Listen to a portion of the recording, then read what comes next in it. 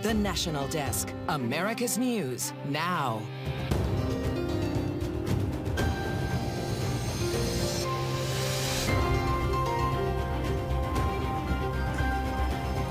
Right now on the National Desk, America's News Now. Alarming trend. Violent crimes committed by America's youth, including 2 armed robberies by preteens in the U.S. Capitol.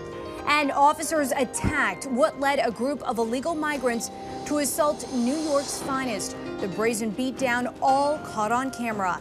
And rising tensions. The fact-check team takes a look at the struggle for control between Texas and the federal government at the southern border. From the nation's capital, this is the National Desk, America's News Now. We're glad you're with us. I'm Dee Dee Gatton, and on this weekend edition, we start with a number of reports of juvenile crime across the country.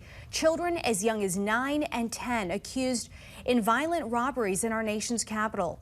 The National Desk, Caroline Patrikas reports from D.C. on the alarming trend of juvenile crime. A 9-year-old is facing attempted armed robbery charges after pulling out a knife and demanding a woman's purse. D.C. police said in a separate event they're searching for a 10-year-old who's wanted for robbing a man with a handgun. A 10-year-old's brain has been developed enough that they know that they should not be holding a gun.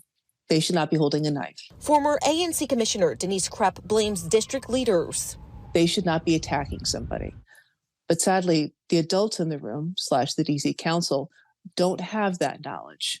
And they passed laws that said anybody under the age of 26, again, 26, I was in the military, I could have done 2 tours in Iraq and Afghanistan and come back and be declared a child, according to the DC Council. If we're going to fix crime, we got to get away from like talking points and pointing the finger and get serious about what's actually going on. And what's actually going on is that there are not consequences because our public safety system is not working. Councilmember Robert White hosting a DC youth and public safety discussion with community leaders to talk about holding parents accountable for their children's actions. We have failed those kids. But also it speaks to what is happening with this perception that there are no consequences for committing crimes.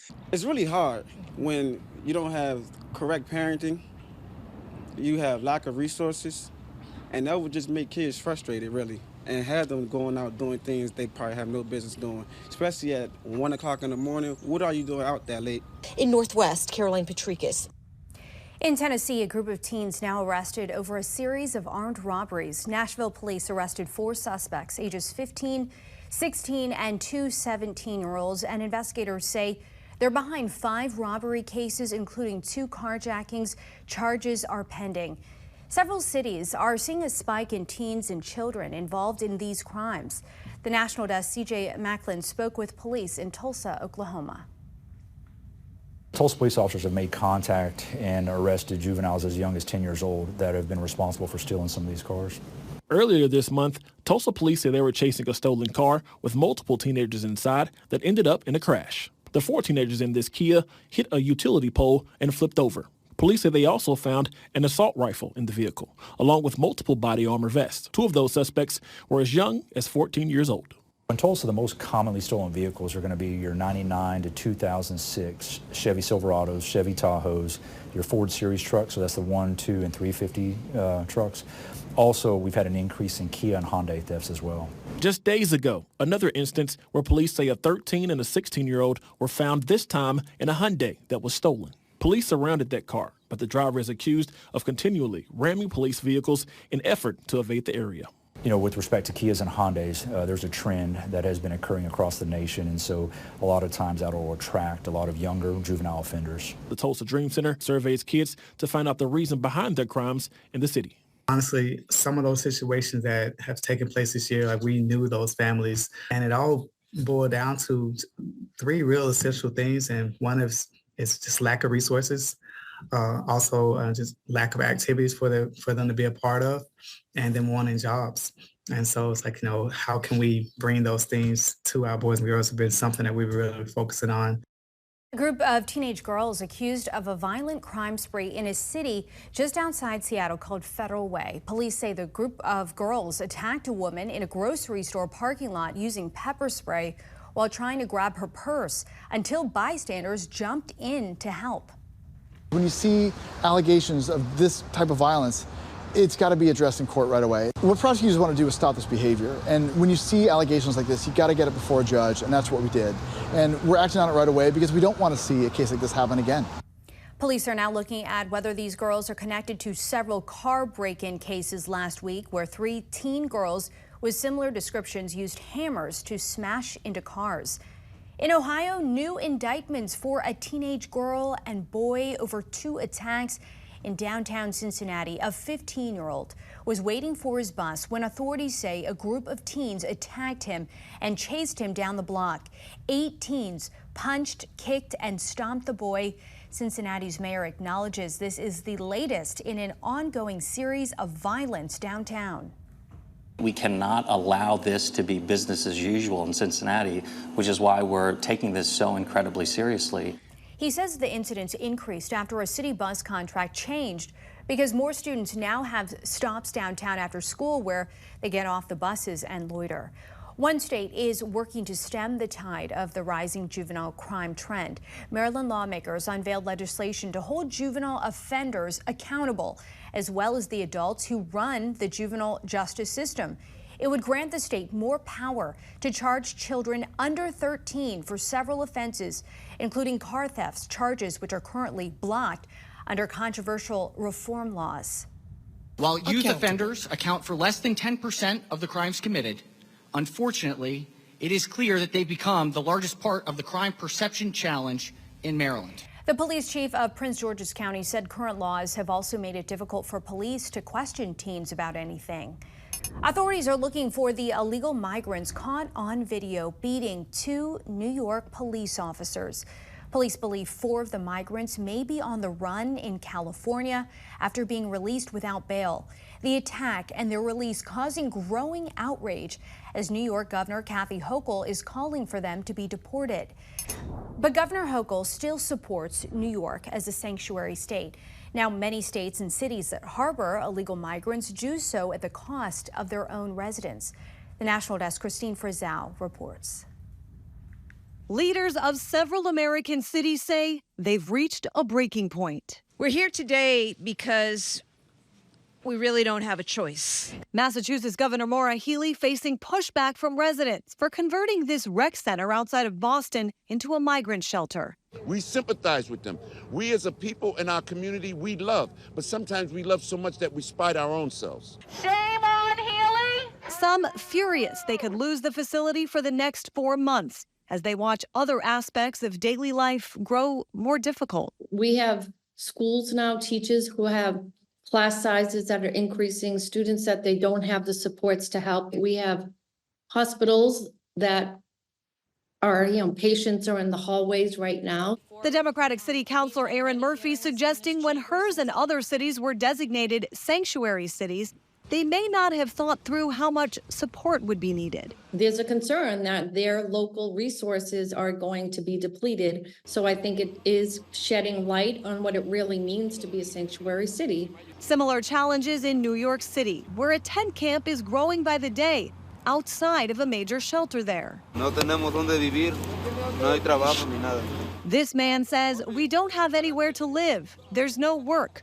Something advocates have slammed. It's insanity for the U.S. government to welcome people from other countries into the United States and say, come in, but by the way, you can't work. What are they supposed to do?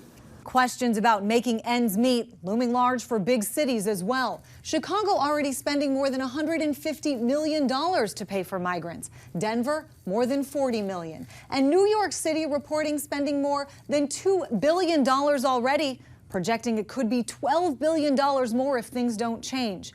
All, they say, at a cost to their residents. I'm Christine Frizzell reporting.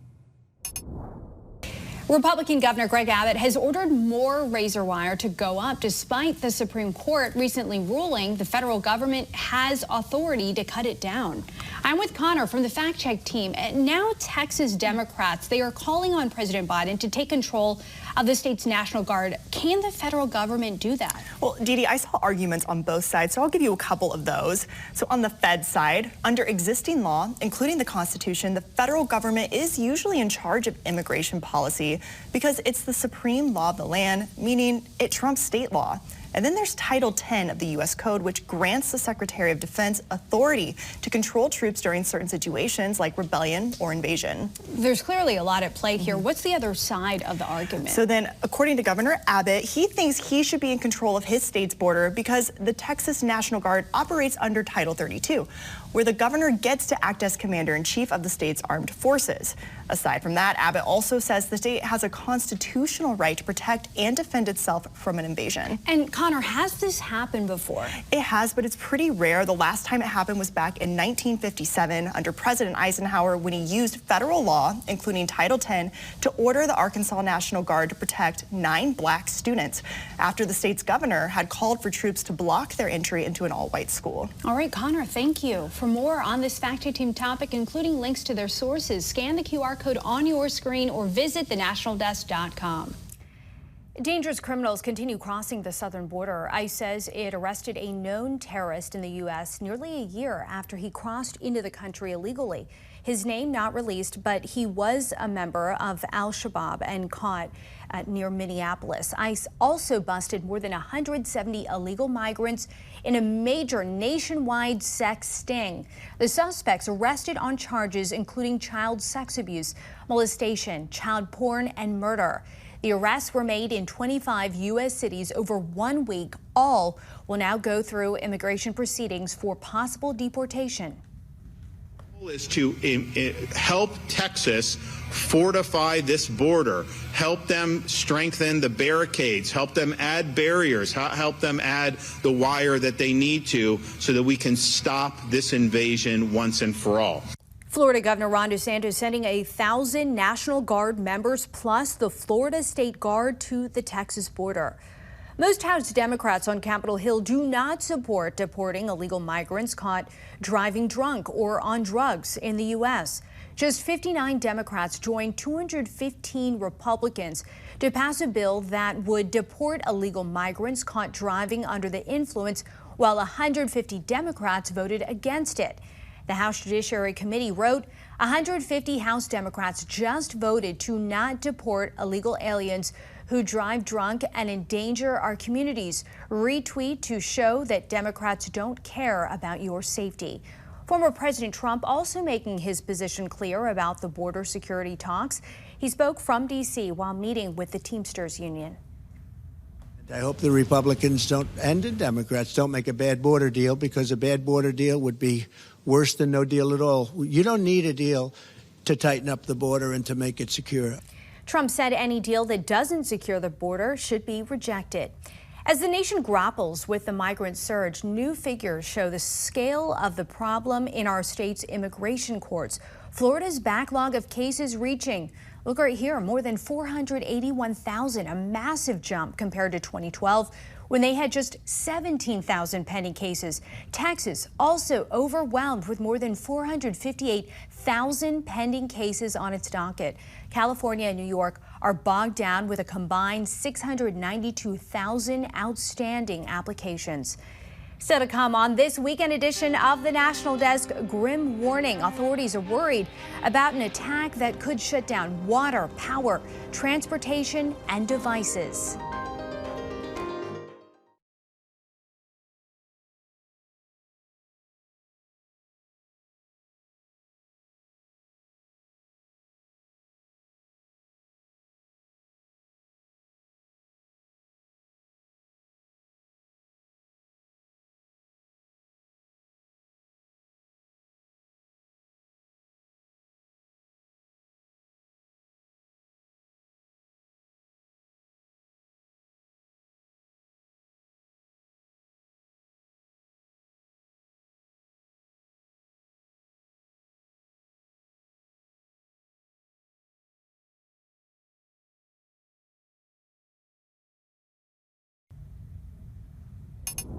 As we come back on air, we are learning about the potential of foreign threats in the form of cyber attacks that could cripple our country.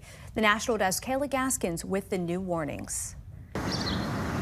Sometimes it's the invisible threats that pose the biggest danger. Cyber threats to our critical infrastructure represent real-world threats to to our physical safety. FBI Director Christopher Wray appearing before Congress Wednesday, sounding the alarm on China's hacking network and its infiltration of American infrastructure. Our water treatment plants, our electrical grid, our oil and natural gas pipelines, our transportation systems, and the risk that poses to every American. This type of hacking, Wray warns, means China could literally turn the lights out on Americans. Tools the Communist Party could weaponize if they decide to, for example, invade Taiwan. The sole purpose is to be ready to destroy American infrastructure, which would inevitably result in chaos, confusion, and potentially mass casualties. It's outrageous. Wray warning there's been far too little public focus on these threats. Wray and Congress agree. The scale of the issue is so vast, it will take unprecedented public and private coordination to combat. Not just a government problem, it's a whole of society problem. That's where people like Michael Lucci come in. Lucci founded a private nonprofit, State Armor, that develops state-level government solutions for Chinese cyber threats against infrastructure. These tremendous assets are regulated by state governments. Sometimes they're directly built out by state governments. And so if we're really going to protect these assets, if we're really going to protect our citizens, the state governments have to be leading on that. State governments, for better or worse, they are on the front lines. FBI Director Wray also taking this opportunity to ask Congress for more resources dedicated to combating these threats from China as lawmakers continue in ongoing budget negotiations. In Washington, I'm Kayla Gaskins.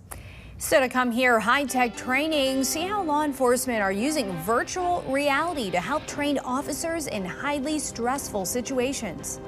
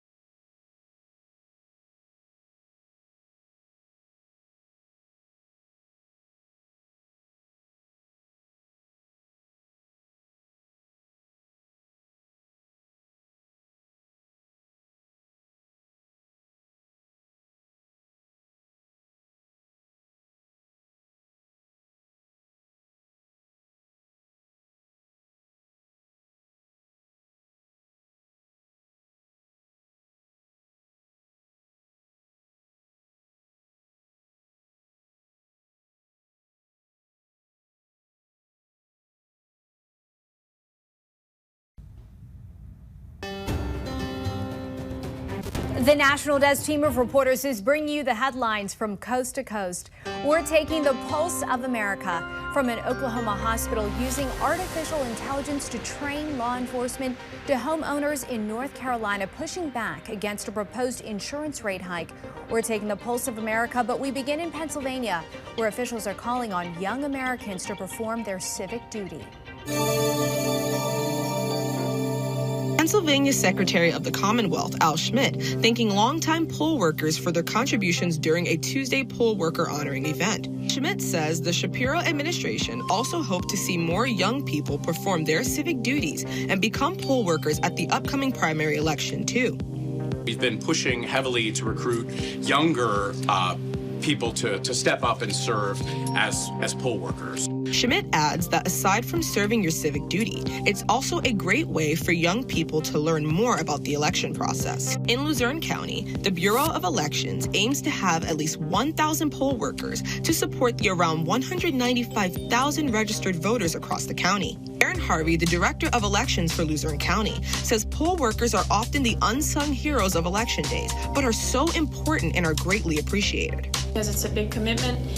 You start at almost 6 in the morning and you don't leave till after 8 o'clock till the polls close and everything's wrapped up. So it's certainly a challenge and it's a big time commitment, but we do appreciate everyone that, makes the commitment to do it every election.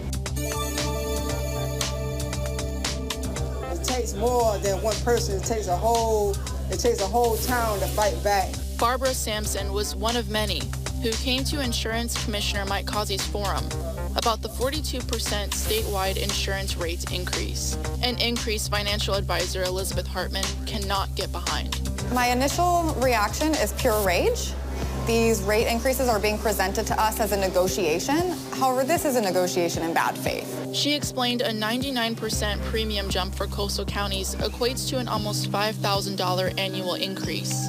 It will make or break an individual's monthly budget. Commissioner Causey holds the power to accept or reject the increase in the next 2 weeks. I've always said no in the past to every rate filing that's come forward.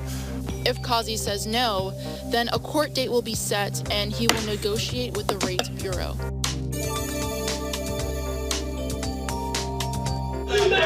Listen, calm down. This is the first system of this nature in a private healthcare setting. Ascension St. John installed a new virtual reality training system to help officers improve how they respond to active shooter, domestic violence, and other high-stress situations that require de-escalation tactics or use of force. Daryl Long, the director of security for Ascension St. John, Oklahoma, says that before installing the system, its officers weren't fully prepared to handle all outcomes. Ascension St. John purchased the system through federally funded grants from the Oklahoma Office of Homeland Security. The system has 3 screens, it has 3 projectors, and then it has 6 cameras that monitor our responses to the individuals on the screen. We have a controller that's working the computer. Long says the person on the computer can choose what happens in the scenario. We can de-escalate situations or they can get more aggressive.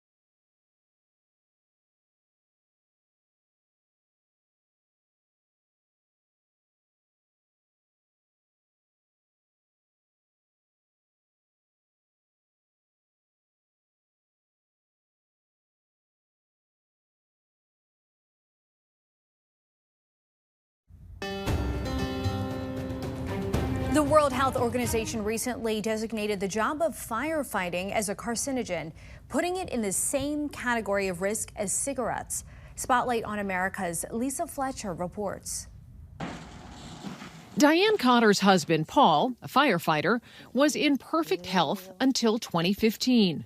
At just 55 years old, Paul had an aggressive cancer.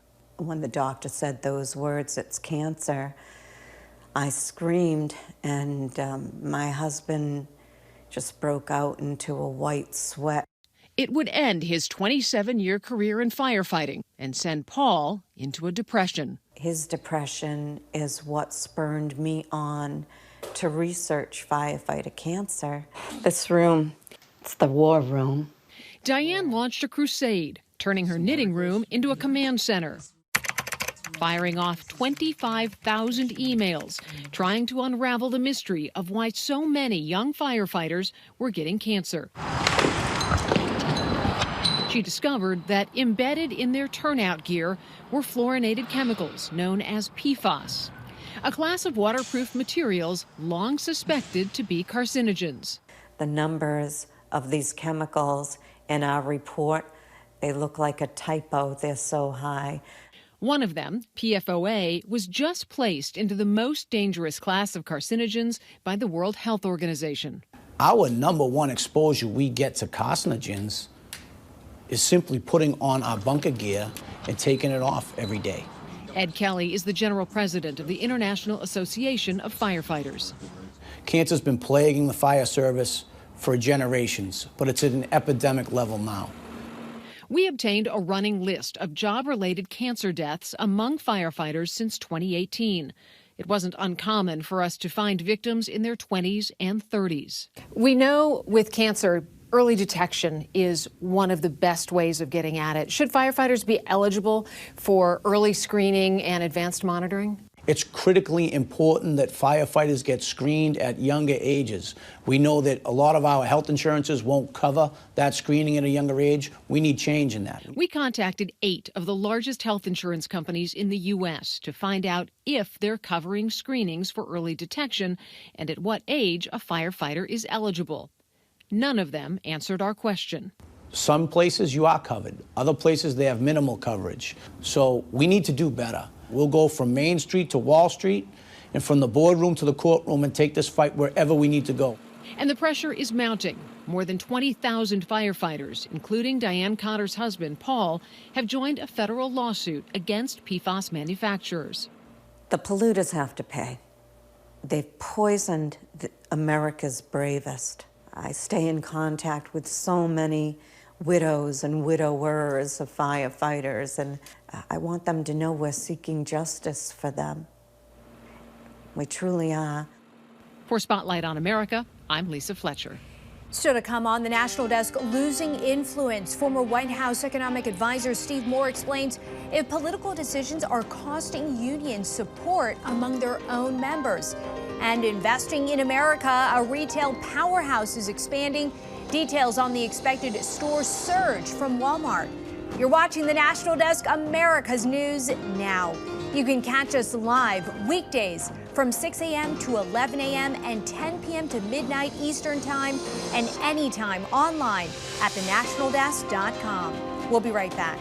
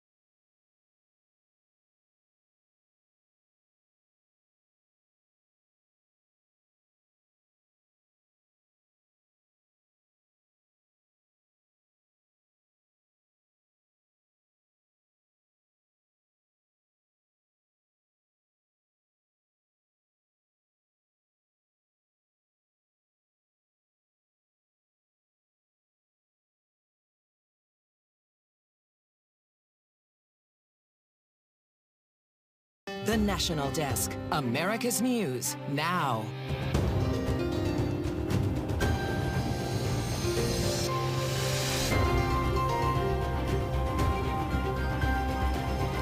Right now on the National Desk, America's News Now. Surging rates. Homeowners across the country feeling the pinch this winter as electricity costs hit all-time highs. And big tech testimony. Your product is killing people. Will you set up a victims' compensation fund with your money, the money you made on these families sitting behind you? Social media leaders grilled over the negative impact their platforms have on children's mental health. And phone crackdown. Our fact-check team shares their findings on cell phone bans in schools and if they do any good. From the nation's capital, this is the National Desk, America's News Now. I'm Dee Gatton. And the economy is at the top of mind for a number of Americans, many of whom are now priced out of the housing market. In fact, home prices rose for the 10th consecutive month in November, increasing by 5.1% when compared with the previous year. Meantime, homeowners across the country are tightening their budgets this winter to pay for higher utility bills. The National Desk Janae Bowens explains the concerns and what you can do to save.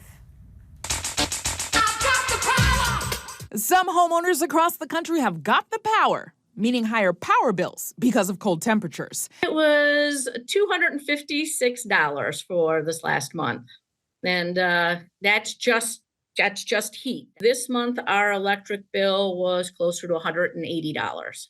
Jennifer Stevenson of Northern New York has been budgeting extra for her utility bills, and she's not alone. According to a survey from Payless Power, over 1 in 4 customers who moved in the past year had to cut back on their spending because of expensive power bills. So maybe they're not going to eat out as often, or they're going to cut back on the luxuries like having a trip to the mall or a vacation. According to the National Energy Assistance Directors Association, electric heating is estimated to be 1.2% higher this winter than last winter. Propane heating up by 4.2%, heating oil nearly up by 9%. The only silver lining, natural gas heating to be down by nearly 8%. We all get wrapped up in the prettiness of the house, the extra things, the patio. Now, Jennifer is also a regional vice president of the National Association of Realtors. She says home buyers must consider potential utility costs when choosing a new home. You really need to talk about the structure of the house and the mechanicals of the house. That really is going to impact you the most. There are things you can do to cut down those heating costs. Try to keep the temperature between 68 to 70 degrees when you're awake and even lower when you're sleeping. And use energy-efficient alternatives like LED lights. In Washington, Janae Bowens. All right, noted. Janae, thank you. 9 million job openings were posted in December. Layoffs rose in December, and 55% of job seekers say they have been searching for new roles for so long that they feel completely burnt out. At the same time, Americans quitting their jobs is at the lowest level in 3 years. Gun rights advocates are outraged over a new proposal in Washington state. Lawmakers there, they are pushing for an 11% sales and use tax on ammunition statewide. That would be an additional tax on top of federal, state, and local sales and use tax imposed on sales of goods and services. The bill likely to face many legal challenges. A win for gun rights in California. A federal judge ruled the state's ammunition background checks are unconstitutional. The judge also struck down California's ban on importing or bringing in ammunition from other states. A shift in the Biden administration's crackdown on appliances. The Energy Department is backing off its proposals that would have banned the sales of natural gas stoves. Now, instead, pushing new guidelines which would focus on electric stoves and take effect starting in 2028, requiring new models will have to use 30% less energy, which critics say would make them less efficient and cost more. Labor unions and their political endorsements have traditionally been important for the Democratic Party, but a new analysis shows that support could have less influence with union membership now at an all-time low. Joining Jan Jeffcoat to discuss is former White House economic advisor Steve Moore. The percentage of workers who belong to unions hit a record low of 10%, half really of the rate we saw 4 decades ago. So what does this tell us about the state of the labor unions today as well as their future, Steve? Well, you're exactly right, Jan, that union membership is at an all-time low. And that may surprise people because, the union bosses have been saying, that we've been flexing our muscle and we're stronger than ever. In some industries, they are, especially in government, by the way. The one area where union membership has been growing a bit has been in public employment. But in private sectors, you can see from that chart, it continues to fall to record lows. Now, the point that Donald Trump was making, I think, is a valid one, that the unions, the UAW has signed on to Biden, and yet Biden is the one who's really pushing the electric vehicles and trying to, abolish gas cars. Well, the problem with that is the batteries and so many of these cars aren't made in the United States, Jan. The number one producer of electric vehicles in the world is China right now. So that's not going to help Detroit. It's not going to help these workers. And in fact, there are less members than unions and more jobs available in non-union companies. The vast majority of manufacturing jobs lost over the past 40 years have been among union members. Explain how unionized companies reduce the ability to invest and thus make these companies less competitive, like you mentioned with the big three automakers. Well, a good example of what you're talking about is, as you probably know, there's about 25 or 26 states today that are called right-to-work states, where workers have the right to join the union or not. And then you've got the other 25 states or so that are forced union states. That is to say, they're what's called closed shop. That means if you want to work there, you have to join the union. Well, guess where almost all the jobs are being created today, Jan? Like 80% of the jobs are being created in states like Florida and Texas and North Carolina and Utah and Idaho that do not force people to join the union. So there's pretty good evidence that jobs are flowing to places where workers have the right to join the union or not. The other really interesting thing about what's going on with unions right now, obviously we're in a big political season this year with the big election coming up in November. Most of the major union endorsements have gone to Joe Biden. But here's what's so interesting. Having worked on the Trump campaign and been on the campaign trail with him, I've got to tell you, he is extraordinarily popular with blue-collar workers, who are members of unions. So what I'm saying is, in some cases, these labor bosses are not necessarily representing the political views of their own members. And you can view the full interview plus more top stories online all the time at thenationaldesk.com. Walmart showing its confidence in brick and mortar, announcing it's adding 150 stores in the U.S. over the next 5 years. It's the first time Walmart has added a store in the U.S. since 2021.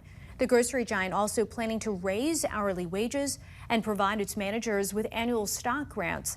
It comes after the company reported more than $160 billion in revenue in the third quarter of 2023.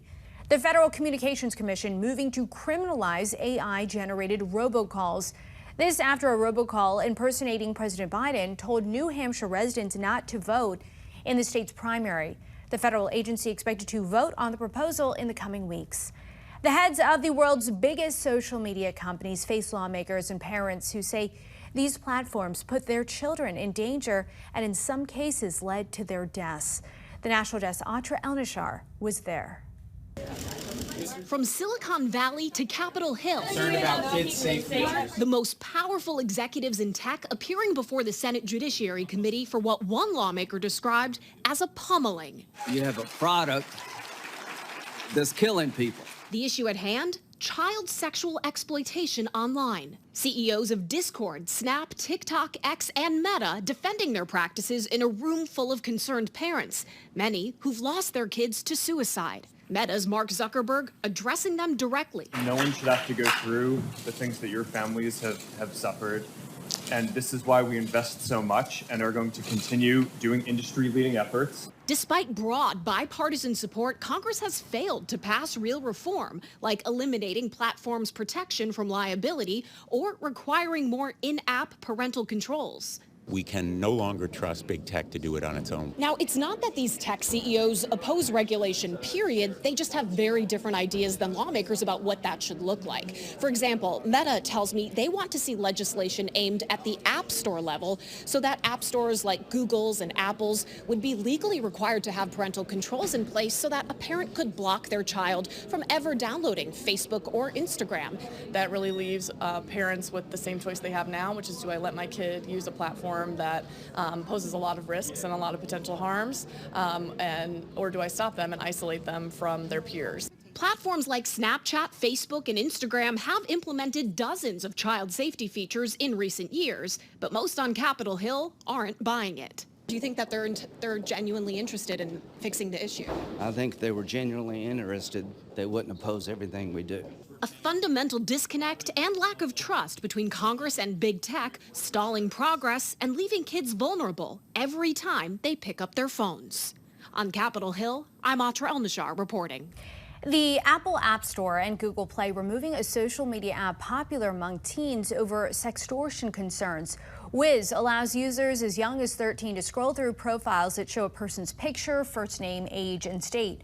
One study by the Network Contagion Research Institute reported victims being targeted by sextortion schemes within minutes of joining the app.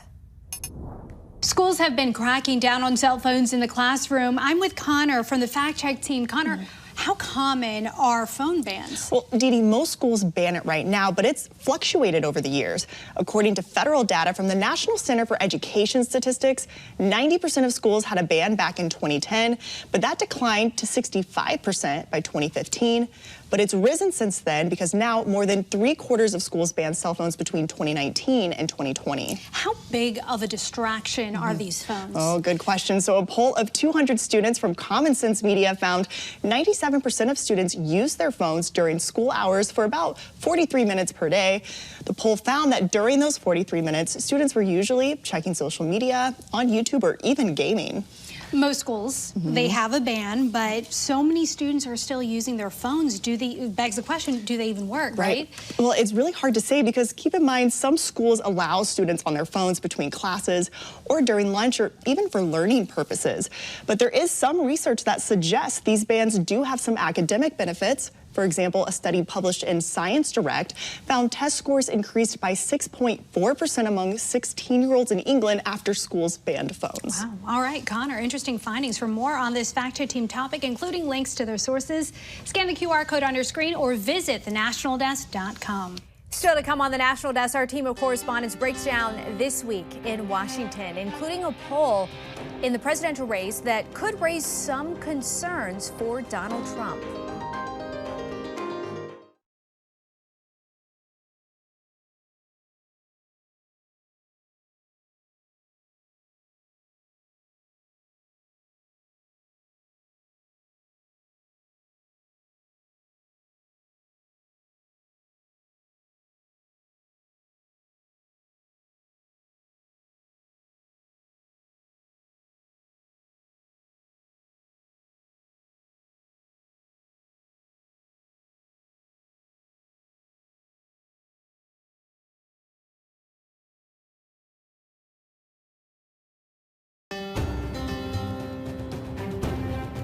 And welcome back. Our Washington Bureau covers the nation's capital every day to report on the important issues facing the country and how they impact you.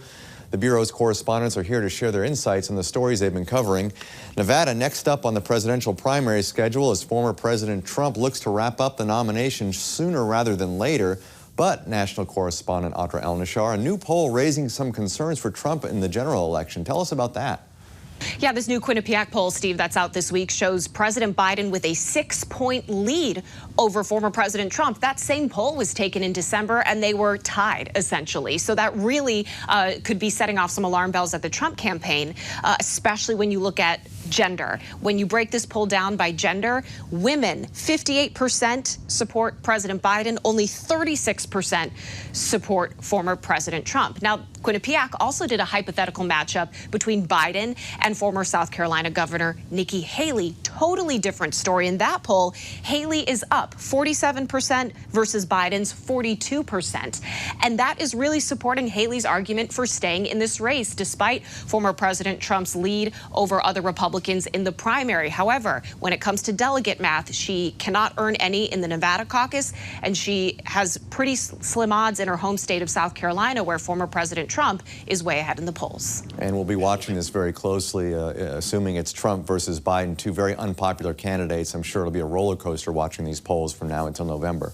Meanwhile, national correspondent Kayla Gaskin, some different polling concerns for President Biden as the Israel-Hamas war rages on. This comes as pro-Palestinian protesters are becoming more vocal against the Biden administration. Yes, Stephen, a lot of these protesters are part of Biden's base, voters that he relied on in 2020, and he hopes to get their support in 2024. So there was a recent YouGov Economist poll that was just published and conducted in January, and it showed that 51% of Biden's voters in 2020 believe Israel's bombing of Gaza is too harsh. So that shows where they stand on the Israel versus Palestine issue, or at least gives some sort of idea. And that, Steve, is indicative to the troubles that Biden has had this struggling to get the support from his base when it comes to how he is handling the Israel-Hamas war. And we're seeing that in the protest. It's already trickling into the 2024 presidential campaign. When Biden goes to campaign events like he did in Virginia, he gets shouted down, called Genocide Joe. Kamala Harris also getting shouted at events in California. An encampment has been sat outside of Secretary of State Antony Blinken's house for almost a week now, constantly yelling into megaphones, pounding on pots, saying they're not going to leave until they feel like their message is heard. And we could be seeing some indication that that message is being heard by news coming out by Axios reporting that the State Department is now considering recognizing Palestine as a state. Now, the United States has long been supportive of a two-state solution, Steve, but what's different here is that when it comes to developing that two-state solution, the U.S. has always been very hands-off, saying it will be between Israel and the Palestinian Authority. But now the United States is considering recognizing Palestine on its own as a country. So that really does change things, and we'll see if this goes through. You know, it's not official yet, how that affects his support among his base. Yeah, and we'll be watching this one very closely between now and November. Michigan, a battleground state where President Biden was just a few days ago. Large Arab American, Muslim American population not happy with the president on this issue right now. We'll be watching very closely. And another issue we're watching closely, one of the top issues this election, is immigration. And as the migrant crisis continues, some cities and states that have declared themselves sanctuary cities or states are struggling to deal with an influx of migrants. National correspondent Christine Frizzell, tell us more about that. Yeah, when you talk to the leaders in these cities and states, especially a year or 5 years ago, they say, you know, they want to be welcoming, that they want to open their arms to those who need them. And that's why they declared themselves a sanctuary city. Well, now the meaning of that has changed. It's really hitting a lot of these residents in a very personal way. It's also hitting their budgets in a personal way. I'll give you a few examples. Chicago. The city of Chicago has already spent more than $150 million to deal with migrants in their city.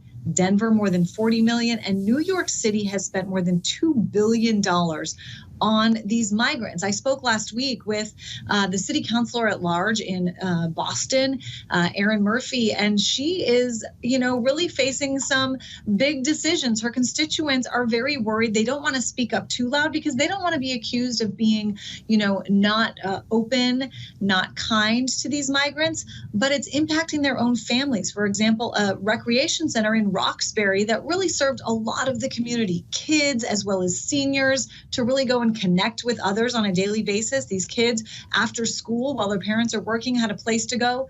That rec center will be closed for the next 4 months. It's been converted into a migrant shelter. Governor Maura Healey, the Massachusetts governor there, says, you know what, we're here because we had no other option. Cities around this country at a breaking point. And of course, that's nothing to be said about some of these border towns that have been dealing with these challenges for years now. Right. No easy answers across the country or in Washington for this issue, something, again, that's going to likely affect the election this fall. Christine, Kayla, Atra, Great reporting. Thank you all for your hard work. Back to you. Coming up next, a new twist in the search for Amelia Earhart's aircraft. Why a team of explorers believe they've solved one almost a century old.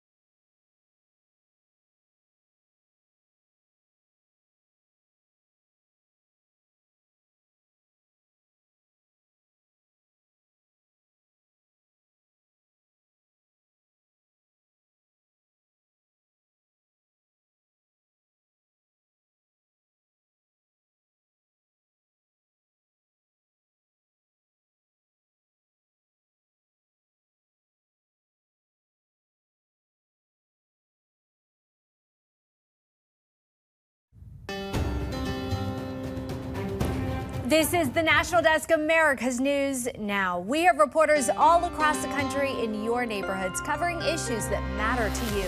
From an Austin, Texas airport making flying safer, to one home security company making it more difficult for Florida officers to solve crimes. We're taking the pulse of America, but we begin in South Carolina, where one exploration group believes they found Amelia Earhart's plane. Amelia Earhart was so inspiring, and it's a story that I think everyone you can't help but falling in love with. She was getting ready to leave on her trip around the world, and I said, "Why are you doing this?" And she said, "Because I want to." I just love that answer. This is perfect. Those 4 words propelled Tony Romeo into solving the mystery of her disappearance. In September, his crew started a 3-month journey. On the ship with them, an underwater vehicle called the Hugin 6000. It goes down to about 50 meters above the seabed, and then it basically mows the lawn. It just goes back and forth, back and forth. When they pulled the AUV out of the water, the data revealed something incredible. You see weird rock formations and things on the bottom of the ocean, but you're not going to see like that nice T shape that an airplane forms. And we saw that. A very surreal moment. I just remember thinking, golly, this is the first time that Amelia's been, this is the first time she's been seen in 86 years.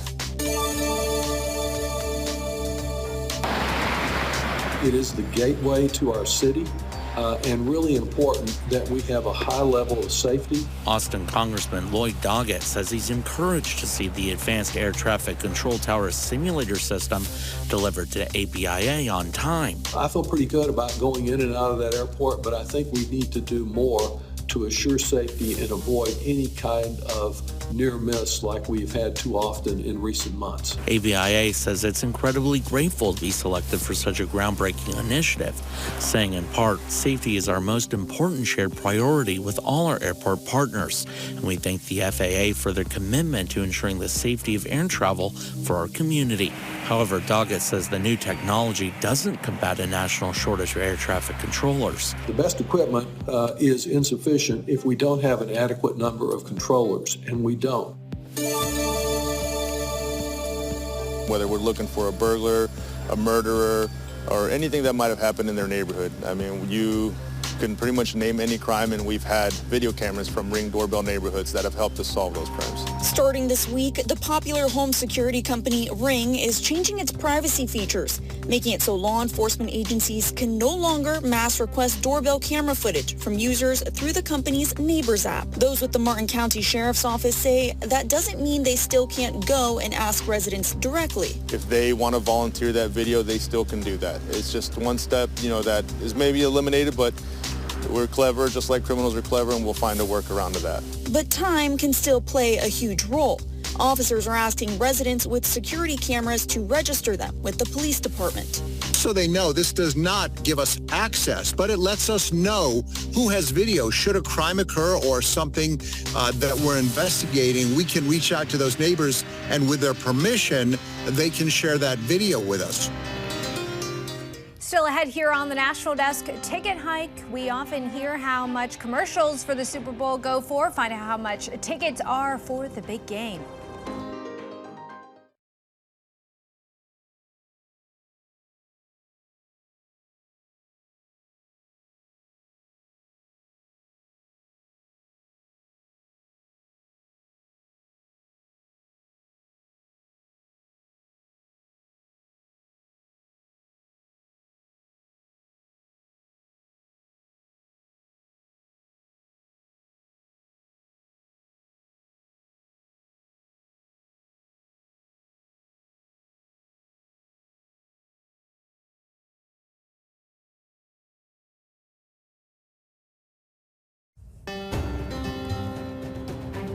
And the Kansas City Chiefs and San Francisco 49ers face off at Super Bowl 58. It is expected to be the most expensive on record. The average price for tickets, get this, $12,000, which is 70% more expensive than last year's game. This is a rematch for the Chiefs and 49ers, which also set the previous record back in 2020 when the average price was just under $6,400.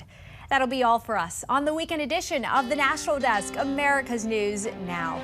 Don't forget, you can catch us live from 6 a.m. to 11 a.m. and 10 p.m. to midnight Eastern Time. Check your local listings. You can also watch us online and catch up with the latest headlines on thenationaldesk.com. Thanks for watching the weekend edition of the National Desk. I'm Dee Dee Gatton, and from all of us here, have a great week.